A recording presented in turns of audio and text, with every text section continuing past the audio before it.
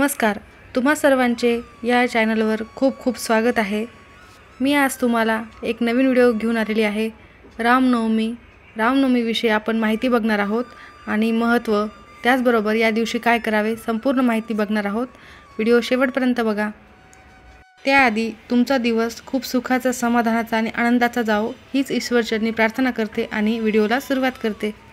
6 April 2025 रोजी आहे रामनवमी। हा दिवस खूप महत्त्वाचा आणि विशेष आहे, कारण या दिवशी श्री रामचंद्र प्रभूंचा जन्म झालेला आहे। त्याचबरोबर या दिवशी चैत्र नवरात्रीची सांगता होणार असून घटविसर्जन देखील याच दिवशी केले जाणार आहे। हा दिवस फक्त पूजा आणि उपवास करताच नाही, तर शुभ संधी देखील घेऊन येणार आहे। विशेष उपायांसाठी जे तुम्हाला सुख, समृद्धी, समाधान, बरोबरच घरामध्ये आर्थिक समस्या असतील त्या दूर होण्यासाठी, त्याचबरोबर नकारात्मक ऊर्जा घरातून बाहेर जाण्यासाठी काही महत्त्वाचे उपाय आहेत, ते या शुभ प्रसंगी तुम्हाला करायचे आहेत। तुमच्या घरामध्ये सकारात्मक ऊर्जेचा प्रभाव जास्त वाढू शकतो, यासाठी रामनवमीच्या दिवशी कोणकोणते उपाय करायचे आहेत ते आपण जाणून घेऊयात। आणि या दिवशी कोणकोणत्या गोष्टी टाळाव्यात याबद्दल संपूर्ण माहिती या एकाच व्हिडिओमध्ये मी तुम्हाला देणार आहे। व्हिडिओ शेवटपर्यंत बघा। माहिती आवडली असेल तर लाईक, शेअर आणि सबस्क्राईब तर नक्की करा आणि बेल आयकॉनला प्रेस करा, जेणेकरून तुम्हाला नवनवीन व्हिडिओ बघायला मिळतील। आणि या दिवशी करायचा एक असा अत्यंत प्रभावी उपाय, जो आपल्याला घरामध्ये सुख, समृद्धी, प्रगतीचे मार्ग मोकळे करून देतो, असा एकच उपाय आपण या व्हिडिओमध्ये बघणार आहोत। सुरुवातीला सांगितल्याप्रमाणे 6 एप्रिल रोजी रामनवमी आहे। या दिवशी श्रीरामांचा जन्म झालेला आहे। याच दिवशी चैत्र नवरात्रीची सांगता केली जाणार आहे, घटविसर्जन केले जाणार आहे। याच दिवसाला महानवमी असे देखील म्हणतात। रामनवमी आणि महानवमीमध्ये काय फरक आहे हे आपण बघूयात। श्रीरामांचा जन्म चैत्र शुक्ल नवमीला झाला, म्हणून या दिवशी रामनवमी साजरी केली जाते। त्याचबरोबर महानवमी म्हणजे काय, तर नवरात्रीचे 9 दिवस झाल्यानंतर नवमीचा दिवस, त्या दिवशी महानवमी असे म्हणतात। ही नवमी तिथी दुर्गादेवीला देखील समर्पित आहे। रामनवमीला दिवसाची पूजा महत्त्वाची असते, तसेच महानवमीला संध्याकाळची देवीची पूजा करायचे विशेष महत्त्व असते। विशेषतः प्रदोष आणि निशित काळात पूजा केली जाते। रामनवमीच्या दिवशी रामचरितमानस, रामरक्षा स्तोत्र, रामचालीसा, मूळ रामायण किंवा रामगीता यांचे पठण केले जाते। तसेच महानवमीला दुर्गा सप्तशती, नवचंडी पाठ तसेच दुर्गा चालीसाचे पठण केले जाते। चैत्र महिन्यातील नवमी तिथीला श्रीरामचंद्र प्रभूंचा जन्मोत्सव साजरा केला जातो। हा दिवस चैत्र नवरात्रीच्या घटविसर्जनाचा दिवस असतो। विशेष म्हणजे यावेळेसची रामनवमी ही रविवार आलेली आहे, त्यामुळे हा दिवस सूर्यदेवाला समर्पित असल्यामुळे सूर्यदेवासंबंधित सर्व उपाय करणं अधिकच लाभदायक ठरेल। तर या दिवशी काय करावे? श्रीरामनवमीच्या दिवशी सकाळी उठून शुचिर्भूत होऊन संपूर्ण देवी देवतांची पूजा करून घ्यावी। ज्यात घरामध्ये, मंदिरामध्ये रामदरबाराची स्थापना केली जाऊ शकते। प्रभू श्री रामचंद्र, माता सीता, लक्ष्मण, हनुमान या सर्व देवतांची पूजा केली जाते। त्यांचे फोटो असेल किंवा मूर्ती असेल तर ते स्थापित करावे। गंगाजल शिंपडून तिथे स्वच्छ करून घ्यावे, शुद्ध करून घ्यावे। त्यानंतर एका पाटावर किंवा चौरंगावर ही मूर्ती किंवा फोटो स्थापित करावा। सर्वप्रथम श्री गणेशांची पूजा करून घ्यावी। गणपती पूजनानंतर श्रीरामांचा व त्यांच्या कुटुंबाचा अभिषेक करून घ्यावा। अभिषेकामध्ये गंगाजल आणि पंचामृत, दूध, तूप, मध, साखर, दही असे पंचामृत घ्यावे आणि सुगंधित द्रव्य देखील या अभिषेकामध्ये वापरावे। अभिषेकानंतर मूर्तीला गंध, अक्षदा, हळद, कुंकू, फुले, हार वाहून घ्यावेत। चंदन, नवीन वस्त्रे अर्पण करावे। नैवेद्य अर्पण करावा। नैवेद्यामध्ये गोड पदार्थ अर्पण करावा। या दिवशी सुंठवडा देखील केला जातो। पंचामृत, बेसन लाडू, गूळ चण्याचा नैवेद्य अर्पण केला तरी चालतो। फळे असतील तर फळे देखील अर्पण केली तरी चालतात। त्यानंतर भक्तिभावाने धूप, दीप आरती करून घ्यावी। या दिवशी श्रीरामांचे ग्रंथ वाचन केल्याने किंवा नामस्मरण केल्याने सर्व मनोकामना पूर्ण होतात। रामरक्षा स्तोत्र या दिवशी पठण करावे। या दिवशी कोणकोणते मंत्र पठण करायचे, त्याचबरोबर स्तोत्र पठण करायचे, ज्यामुळे तुमचे सर्व संकट निवारण होतील। तर शत्रूपासून सुटका मिळवण्यासाठी रामरक्षा स्तोत्राचे पठण करावे।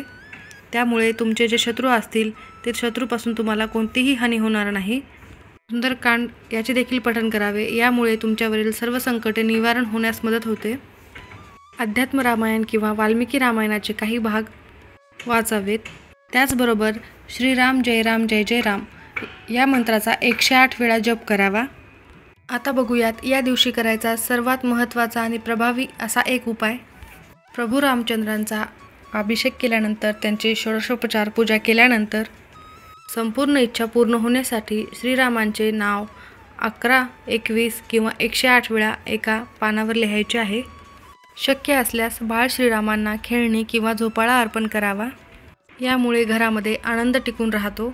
याचबरोबर तुळशीसमोर रामचरित्रमानस किंवा सुंदरकांडचे पठण करावे. या दिवशी दुपारी 12 वाजता राम जन्म सोहळ्याचा जयघोष करा आणि या दिवशी या वेळेतच राम जन्म साजरा करावा. या दिवशी जय श्रीराम असे म्हणत जयघोष करावा.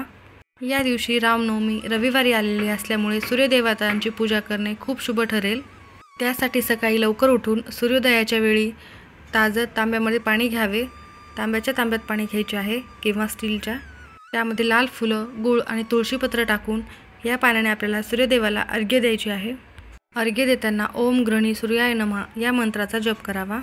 या दिवशी गुळाचे सेवन करावे आणि लाल रंगाचे वस्त्र परिधान करावे. गरजूंना आणि गरिबांना आणि ब्राह्मणांना तांब्या, गूळ, गहू आणि लाल रंगाचे वस्त्र दान करावे.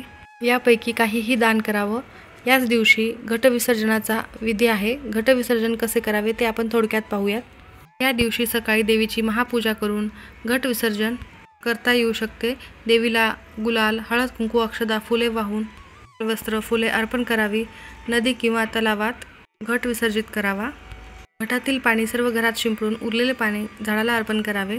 रामनवमीच्या दिवशी काय करावे आणि काय करू नये, तर रामनवमीच्या दिवशी काय करावं तर सकाळी लवकर उठून सूर्योदयापूर्वी पवित्र नद्यांमध्ये स्नान करावे. पवित्र नद्यांमध्ये स्नान करणे शक्य नसेल तर गंगाजल थोडेसे पाण्यात टाकून स्नान करावे. स्वच्छ वस्त्र परिधान करून श्रीरामचंद्रांचे ध्यान करावे. रामचरितमानस वाचावे. दरबाराची पूजा करावी आणि नैवेद्य दाखवावा. या दिवशी हनुमानाची पूजा करून गूळ चण्याचा नैवेद्य अर्पण करावा आणि प्रसाद वाटावा. या दिवशी काय करू नये तर मांस, मद्य आणि तामसिक पदार्थाचे सेवन करू नये. या दिवशी घरामध्ये वाद किंवा राग टाळावा. या दिवशी खोटं बोलू नये आणि कोणाचाही अपमान करू नये किंवा कोणाकडून उसनवारी पैसे या दिवशी अजिबातच घेऊ नये. हे खूप महत्त्वाचे आहे. या दिवशी तुम्ही चुकूनही कोणाकडनं उसने पैसे देखील घेऊ नका. आता या दिवशी महत्त्वाचे कोणते एक काम करायचे आहे ते बघूयात. प्रभू श्रीरामचंद्रांच्या मंदिरात जाऊन पुढील या मंत्राचा जप करायचा आहे. कमीत कमी 108 वेळा तरी या मंत्राचा जप करावा. मंत्र आहे श्रीराम राम रामेती रामे रामे मनोरमे सहस्रनाम तत्तुल्य श्रीराम नाम वरानने. मंत्र परत एकदा ऐका. श्रीराम राम रामेती रामे रामे मनोरमे सहस्रनाम तत्तुल्य श्रीराम नाम वरानने. असा हा 2 ओळीचा सोपा मंत्र आहे. या मंत्राने देव लवकर प्रसन्न होतात आणि अगदी सोपा मंत्र आहे. राम नाव जास्त यामध्ये आहे. खूप सोपा मंत्र आहे. तुम्ही हा मंत्र कुठेही जप करू शकता. या दिवशी रामाच्या मंदिरात जाऊन अवश्य हा जप करा. यामुळे तुमच्या घरामध्ये आनंद टिकून राहतो. सर्व मनोकामना पूर्ण होतात. सर्व नकारात्मक ऊर्जा जी असते ती घरापासून लांब जाते. घरामध्ये सकारात्मक ऊर्जेचा प्रभाव निर्माण होतो. रामाच्या नावामध्येच खूप मोठी प्रभावी शक्ती आहे. तुम्ही राम जप केल्यामुळे देखील तुमच्या घरामध्ये तुम्ही बघा खूप पॉझिटिव्ह वाईब्स म्हणजेच सकारात्मक ऊर्जा उत्पन्न झाल्याचं तुम्हाला जाणवेल. त्यामुळे आपल्या संपूर्ण कोणतेही काम असो मार्गी लागतील. आपल्या कार्यामध्ये आपल्याला यश मिळत जातं. भगवान श्रीरामांना पिवळे वस्त्र आवडतात. त्यामुळे या दिवशी पिवळे वस्त्र अर्पण करावे. रामनवमीच्या दिवशी गरजू लोकांना अन्न, वस्त्र नक्की दान करावे.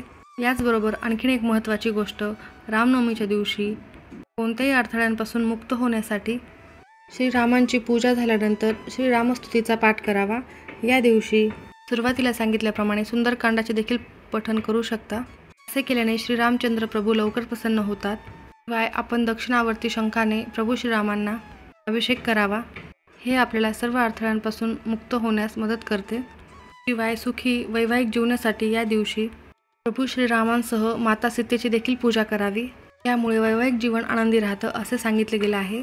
तर मंडळी, रामनवमी हा एक अत्यंत महत्त्वाचा दिवस आहे. प्रभू श्रीरामचंद्रांचा या दिवशी जन्म झाल्यामुळे अत्यंत शुभ असा दिवस आहे. या दिवशी तुम्ही हा उपाय केल्याने निश्चितच तुम्हाला फळ मिळेल. या दिवशी रामांचं मनापासून पूजन आणि दानधर्म केल्याने निश्चितच तुम्हाला फळ मिळेल. तुमच्या जीवनामध्ये समृद्धी आणि सकारात्मक ऊर्जेचा प्रभाव होतो. प्रभू श्रीरामांचं स्मरण करणे आणि त्यांच्या शिकवणीचे पालन करणे अत्यंत फलदायी ठरते. सगळ्यात सोपा, महत्त्वाचा आणि प्रभावी उपाय म्हणजे तुम्ही या दिवशी राम फक्त ह्याच नावाचा 108 वेळा जरी जप केला तरी तुम्हाला खूप मोठा प्रभाव होईल. तुमच्या आयुष्यात सकारात्मक ऊर्जा नक्की येईल आणि तुमचे सर्व कामे मार्गी लागतील आणि आर्थिक समस्या देखील दूर होतील. तर तुम्ही राम या शब्दाचा जास्तीत जास्त जप करा. पण जप करताना तुम्ही हा मोजून करायचा आहे आणि मनोभावे करायचा आहे. निश्चितच तुम्हाला याचे फळ मिळेल. माहिती आवडली असेल तर लाईक, शेअर आणि सबस्क्राईब नक्की करा. धन्यवाद.